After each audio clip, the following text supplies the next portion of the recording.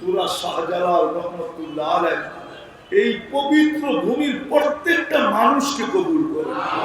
আমরা শুধু কবুলিয়াত চাই আর কিচ্ছু চাই না। সাথে সাথে যারা অসুস্থ আছে শেফায়ে কামেলা আজেলা দায়েমা মুস্তামেলা নসিব করেন। যার মনের ভিতরে যে জায়েজ আশা এবং আকাঙ্ক্ষা এবং তামান্না আছে, আল্লাহ এটাকে আপনি সহুলতের সাথে পুরা করে দেন। যা চাইতে পারলাম তাও দেন, যা চাইতে পারলাম না তাও দেন।